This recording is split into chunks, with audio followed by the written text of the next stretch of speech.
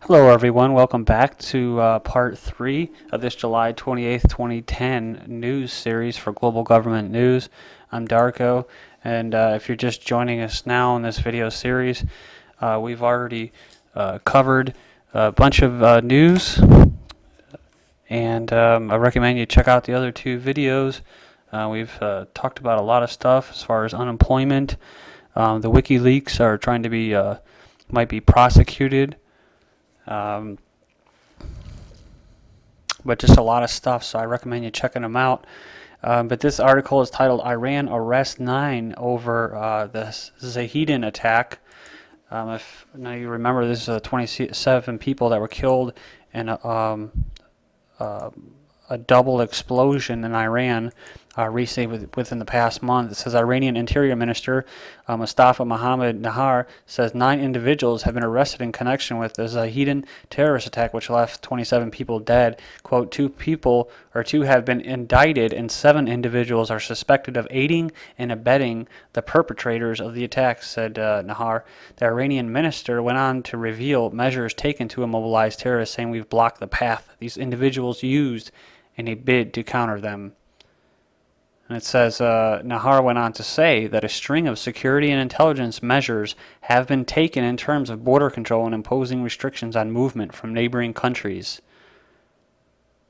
On July 15th, 2 bombs were detonated in quick succession in front of the Zahedan Grand Mosque in Baluchistan Province.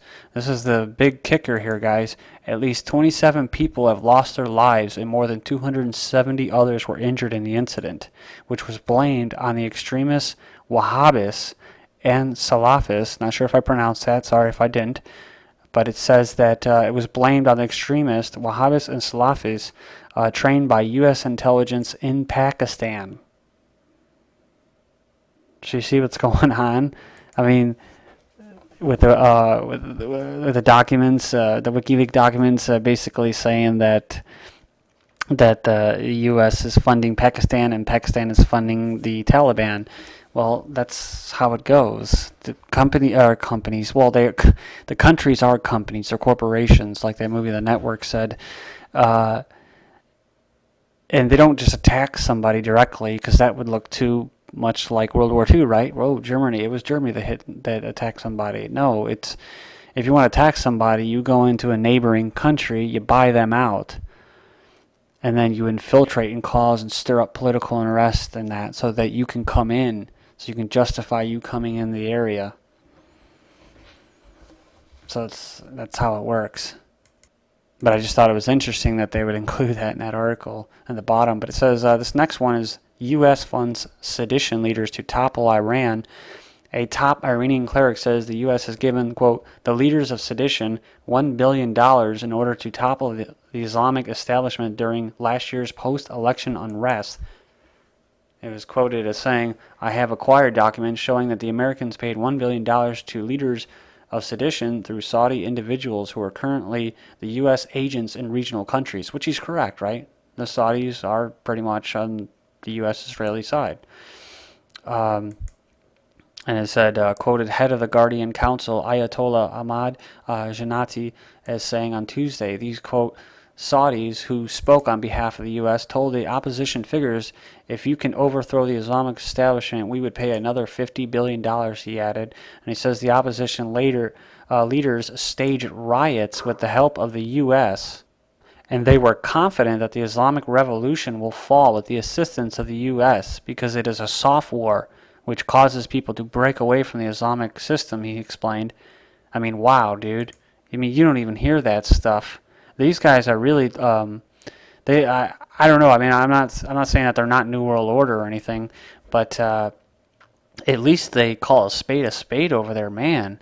Because Ahmad-Najjar was just quoted yesterday as saying that basically the U.S. and the West or will be carrying out a psychological war against Iran in the next 3 months, talking about hitting up neighboring countries that would be attacked, supposedly Syria and Lebanon, that would draw Iran and Israel into it.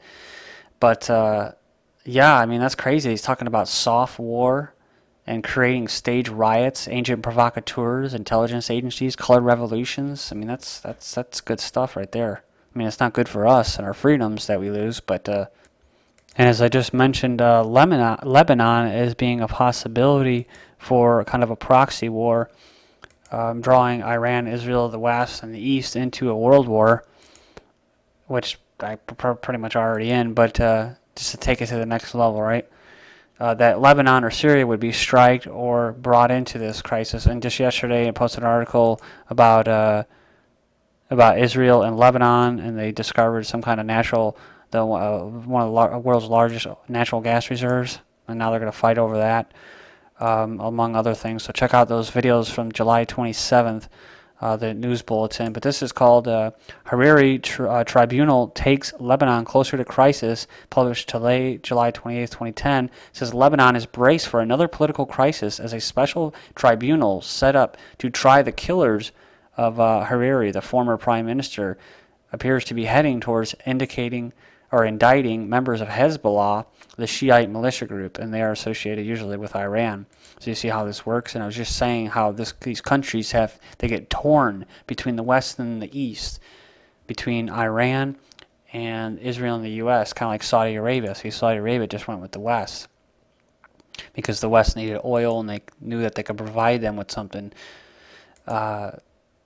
It says here, Syed Hassan Nasrallah, the leader of Hezbollah, which is supported by Syria and Iran, has been making frequent television appearances, hammering home the message that his organization will fight any such charges. He portrays suggestions as a conspiracy engineered by Israel. I don't even accept that half of a Hezbollah member, he says, warning that the tribunal is pushing Lebanon into a very sensitive and complicated stage. Hezbollah's campaign against the UN-backed tribunal raises political and security concerns and spurred a flurry of diplomatic activity, including a visit to Beirut this week by King Abdullah of Saudi Arabia.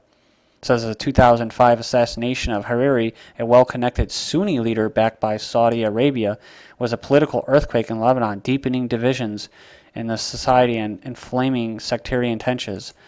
It was the start of a campaign of killings that claimed the lives of several anti-Syrian Lebanese figures. And it's all about whether your country wants to remain sovereign and does not want to be taken over by foreign international central banks. And that's the gist of it. And so you got these people that you can consider them patriots, or you can consider them terrorists.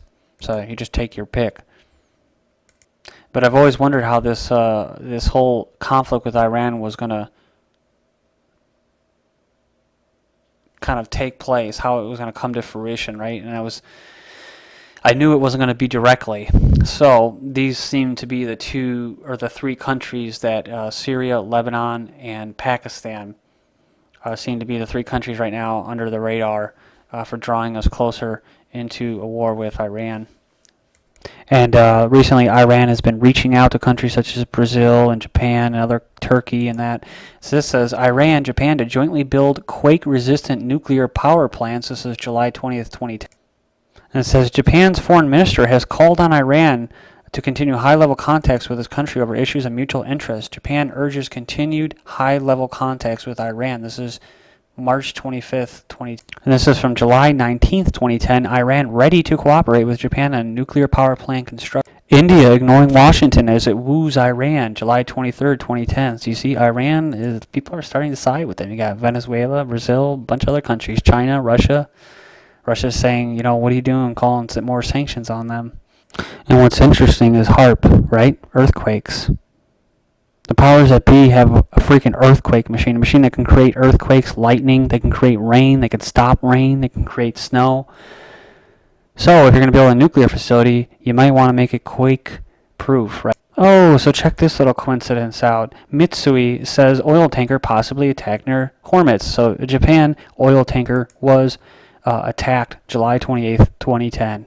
Go figure. Operator of the world's second largest oil tanker fleet said one of his ships may have been attacked near the Strait of Hormuz, deemed by the U.S. to be the most important checkpoint for oil supply. And also, I just read another article that I'll get to in the next video that Japan is no longer siding with the West. It is now creating new ties with the East, China, and Russia. So please join me for the next and final video. Thank you.